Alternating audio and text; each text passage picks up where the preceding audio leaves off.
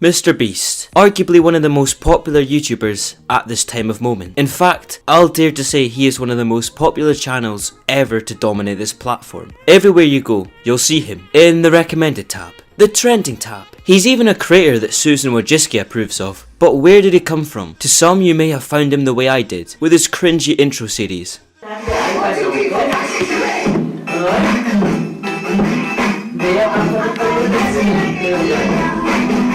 That intro wasn't that bad, I just really like that song. The OGs. Or maybe you found him when he had his whole sub to PewDiePie campaign on. I've always been intrigued by him. Not many creators can successfully adapt and change their content completely and still have millions tuning in daily. So, I had an idea. I wanted to dive into my very own time machine and go back to see how MrBeast started out and how his content has changed over the last 8 years. Yes, 8 years. He's been doing YouTube since he was 12.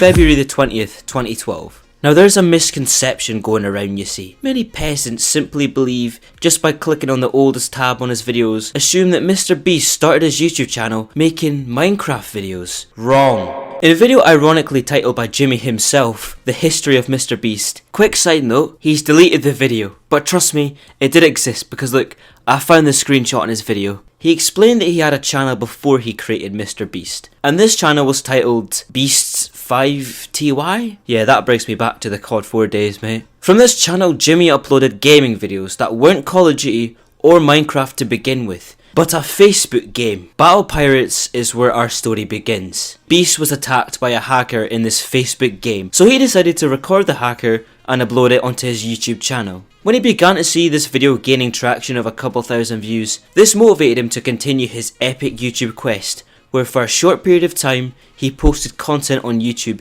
being one of the very few YouTubers to cover the game. What's up, guys? I feel like I should make a bunch of excuses on why I haven't been uploading recently. Soon, he grew bored of the game, and he started making Call of Duty videos. He claims he was inspired by YouTubers such as Woody's Gamertag and Ali A. Oh god, that brings back bad memories. Welcome everyone, it's Ali here. This is Who's the X Bros' vlog. Make sure you smash the thumbs up button and subscribe. I just shouldn't go to events, mate. So, I was at the gym yesterday, and, I was playing basketball and all of a sudden, this huge bodybuilder's like, hey, can you spot me? And so, out of first instinct, I'm like, yeah, sure, why not? The truth of the matter is, the bar was stuck on his chest, he was pushing as hard as he could, I was lifting the bar as hard as I could, but, that only relieved like 30 pounds of pressure. After making Call of Duty commentaries, Beast wanted to try a different game that was gaining popularity back in late 2012, and you guessed it, Minecraft. But with his Call of Duty audience on his channel, he decided to create an entire new channel to upload his Minecraft videos on. Now this is because if you randomly change up your content or change games, your audience will kill you. The channel he uses for his Minecraft videos is the current channel he uses today. But he didn't start as MrBeast. Originally his channel was called MrBeast 6000. And then it went to MrBeast, and then MrBeast 6000 again, and then MrBeast. He couldn't make up his mind, mate. If you try to look up his old channel, Beast 5TY, you'll discover that it won't show up anymore. And that's because Beast explains that he used to do sub for sub on that channel. Sub for sub is the act of subscribing to someone and then asking them to subscribe back to you. It's a bad thing to do on YouTube, and you've probably seen it a million times in the comments, even if you're a YouTuber or not. So one day he was frustrated that he wasn't getting any views on his channel, so out of anger he decided never to do it again, so he deleted his channel out of rage. God bless Beast 5TY, never forgotten. MrBeast then took a step back from YouTube, and then when he returned, he noticed two of his Minecraft videos he uploaded onto MrBeast 6000 had picked up some traction, with one of them having over 20,000 views. So he decided to continue making them. He then popped back onto his shitey Facebook game, Battle Pirates, Pokemon, and then eventually went back to making Call of Duty videos. He continued making gaming videos, and he made the change to adapt his content to making videos about how much blank makes on YouTube. A series where he takes a popular YouTuber at the time and looks at their social blade. He produced a fair amount of this content and still used his Call of Duty gameplay in the background of his videos, but then he decided to switch his content style again to in real life videos or IRL videos when he was at the 7k sub range. What's up guys, Beast here, and yes, I just stole Vsauce's intro. Today we're going to be talking about the theory of a bronze and platinum play button. We are already aware of the silver, gold, and diamond play button that you achieve at 100,000, million, and 10 million subscribers, but what if they added a bronze or even a platinum play button into the mix? This was arguably one of the best decisions of Jimmy's life. After this, he began to produce tips and tricks for YouTubers, such as how to grow, the best microphone, best lighting, and so on. It's worth noting that it took MrBeast almost 3 years and 400 uploads to reach 10k subscribers, which is honestly just crazy to me. What's up guys? Now the Q&A with my mom's going to come up in a second. I just want to say a couple things before I get into that. Just 10,000 subscribers. I mean, I think I have over 450 videos on this channel. I appreciate anyone who's ever watched my videos. Sorry, I'm just stuttering thinking about it. And I have 10,000 subscribers. The fact that someone can go from 10k in 3 years to 10k in minutes or less is honestly terrifying. I think one of the reasons I respect Jimmy so much as a creator, unlike many YouTubers who try to hide their cringy videos, he doesn't. Well, kinda, but we'll get onto that later. But I don't even find his old videos cringy. I think they're like wholesome in a way, to be honest with you. It's really interesting to see someone who truly believes himself, who's been on the grind since he was 12, reach a number so high in the current year of 2020. During early 2015, MrBeast uploaded a very special video that soon will lead to a huge success and spike of growth in his YouTube channel. It was his first cringy YouTube intro series. But the series actually didn't start off with that title. He started this soon to become popular series with a video titled "Try Not to Laugh at These Intros," making fun of YouTubers' intros. From this, he explored the worst banners, intros, thumbnails, and this is where his huge first boost to success came from. From his bedroom door, he continued to mass produce worst intro styled content with hundreds of thousands of people tuning in every time to see it. It was now around 2016 when the series really began to take off, and I'll be honest, they were very addicting and entertaining to watch. And that's actually the reason I found MrBeast, scarily coming up for 4 years from now. This is a side note, but doesn't it feel like people were running around crazy looking for Pokemon yesterday? Like, that's coming up for being 4 years old too. His cringy intro series was still doing well, but again, he grew bored of this content. This is the period where I like to call the not so clickbait era. Now, let's be real. MrBeast is clickbait. Yep, okay, we've got that out of the way, cool. It's no doubt about the fact. He admits it himself. But Jimmy doesn't mislead with his clickbait. This is a table. I'm going to take these plastic knives. I'm going to cut right here. I'm going to cut all the way through it. Alright boys, I got my table here. It's a real table. I got a bunch of plastic knives. So yeah, I just cut this table in half using a plastic knife. Sorry if I sound out of breath, it's because I literally just finished. I'm actually really tired still. My hand's sore from flipping cutting. Take this for example. He buys a $1,000 keyboard, then makes a follow-up explaining why it changed his life, and then proceeds to blow that bitch up. And it's genius. Over 10 million views.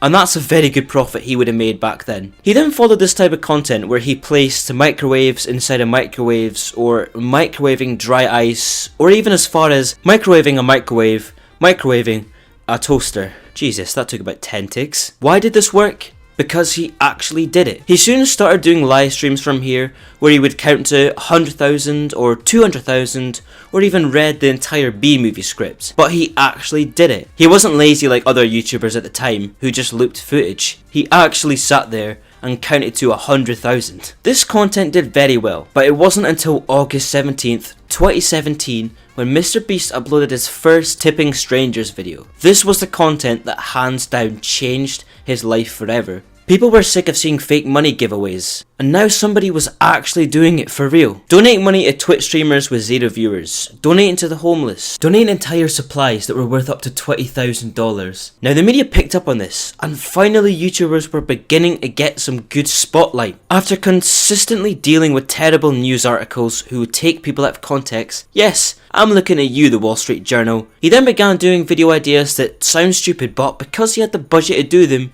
made them incredible. Such as 100 dinosaurs walking into stores, because I mean, who doesn't want to watch that? Or how many toy cars does it take to pull a real one? come on man, that's the kind of content I will binge watch from 1 AM till 4 AM. I mean, who needs college, right? He began continuing this style of content and giving back to his subscribers in unique ways, such as giving my 4 millionth subscriber 4 million cookies. Then he began to make them more mysterious, such as giving my 10 millionth subscriber blank, causing people to start subscribing like crazy in the hopes that one day they could be a certain subscriber to be visited by the Beast himself. He began to do loads of new challenges which you can now pull off with this large quantity of money he'd gained through YouTube and mainly sponsorships. Destroying my friend's car and buying him a new one. Destroying rental cars and then returning them. Or I Ubered random people in a tank. He continued this style of content and began to come up with the best and craziest ideas no other YouTubers were doing at the time, or let alone be able to even afford it. Some of his most popular videos from his new content were his last to leave videos. He'll take a group of friends or random people and it's simply what the title states. Last to leave the circle wins 10 grand, or last to remove their hand wins a Lamborghini. He also in the year of 2019 broke a new YouTube world record, with one of his videos being the most liked non-music video on the entire platform. With 12 million likes, he also holds the 17th most liked video on the platform ever. It's also worth noting that he's the only YouTuber on that list of the top 17. The rest are just music videos like Despacito and, you know, who cares? It was October the 26th of 2018 when MrBeast uploaded his first video in support of PewDiePie with his neck-on-neck subscriber battle with the Indian Bollywood company, TeamTrees, who were growing at a rapid rate at the time and were en route to dethrone Pewds of the crown of being the #1 most subscribed YouTuber. MrBeast came in with the clutch and steered the game far away from TeamTrees after the response of a video he uploaded titled, "I bought every billboard in my city." He plastered his entire city with promotions, advertising to the general public that they need to subscribe to PewDiePie. Everyone was needed in this subscriber war. Even Karen and Susan from the Weekly Coffee Club needed to subscribe to PewDiePie. They went as far with this to the point of promoting Felix at the Super Bowl by at first printing sub 2 and a picture of PewDiePie on the blankets and claiming to the security that they were just blankets, as banners were banned from the Super Bowl to prevent spectators' views from being obstructed. MrBeast's idea was a pretty smart and genius idea, but these were unfortunately confiscated by the staff as they needed to read what was inside them before letting them pass the entrance. But luckily they thought of that issue occurring, so all 5 of them got subbed to PewDiePie on each of their shirts. So when the other team kicked a field goal to the side they were on, they were able to promote the cause to over 100 million people across the entire country of America and worldwide. And this worked. Because of this trend, PewDiePie was heavily leaning. This caused many creators to be inspired and join the cause, in the goal of getting a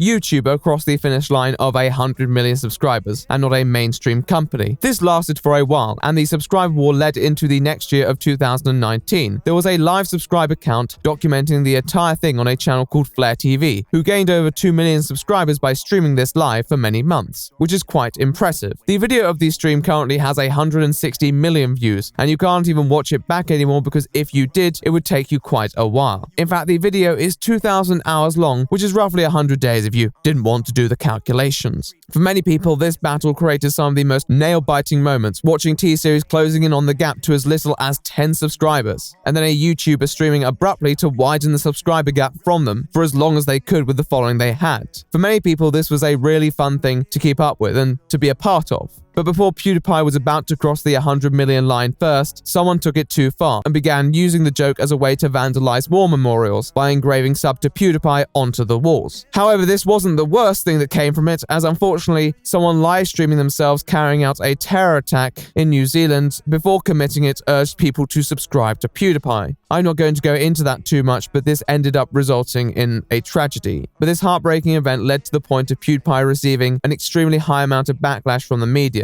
And that led him to upload a video onto his channel addressing it and asking people to stop the sub to PewDiePie trend and to put it to rest. And just so disgusting, so disappointing to have my name in a community dragged into that. To have my name associated with something so unspeakably vile has affected me in more ways than I let shown. I just didn't want to address it right away, and I didn't want to give the terrorists any more attention. I didn't want to make it about me. Shortly after this, PewDiePie was overtaken by T-Series, and the long subscriber war finally came to an end. He was averaging, and still is averaging, 10 million views per video, and is still currently one of the most popular YouTubers ever on this platform. But he wasn't done. No. Of course he wasn't. He came up with an idea. With the increasing rise of climate change and trees being cut down, forests being destroyed, he decided it was time to take action and used his large following to help do something. After he was urged at 20 million subs that he should try and plant 20 million trees. So he started a giant fundraiser in collaboration with the Abur Day Foundation in the challenge to get the YouTube community to plant 20 million trees. Now, let's get the facts out of the way. No, this won't fix climate change, but it definitely will help out a lot and save a lot of animal species. People did try and call us out, and 45-year-old Andy from the local pub was quick to say, "Where are the 20 million trees then? I don't see them. This is a scam, innit?" If you do 5 seconds of research, you'll quickly discover that this project is set to complete no later than December 2022. I mean, it's just common sense that it takes that long to plant so much trees, but some people don't understand that. And not when they reach the goal of their fundraiser, because that would be kind of impossible, mate. But they did reach their target, and they are currently 1.7 million trees over their target. Now this movement was huge. Massive celebs and businesses donated. Jeffree Star,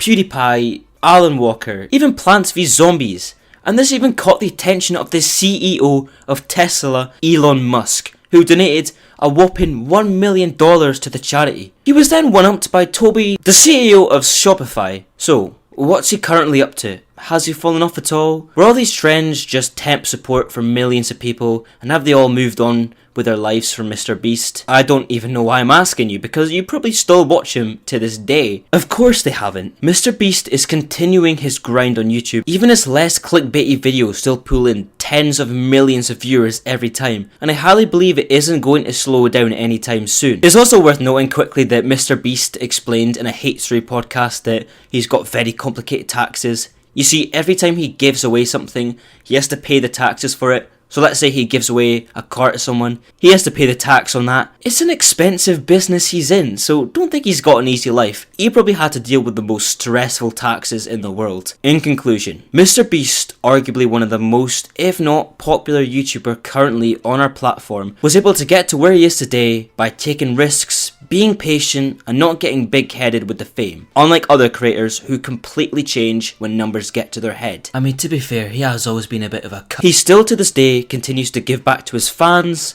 the community, and the entire planet, and for that, I respect him a lot. And I think that will do it for this video. Thank you so much if you did make it to the end. This video has been a long project in the works for months, so to be sat down with the final edit just feels absolutely amazing. Thank you so much for the right opinion for being in this video as well too. Make sure you go check him out if you haven't seen him already. But like I was saying, this video did take a long time to make, so if you did enjoy, I would really appreciate if you could subscribe or at least leave a like, just so I can make more of these in the future and have an excuse to not do college work. But I really hope you enjoyed this video, and I will catch you in the next one.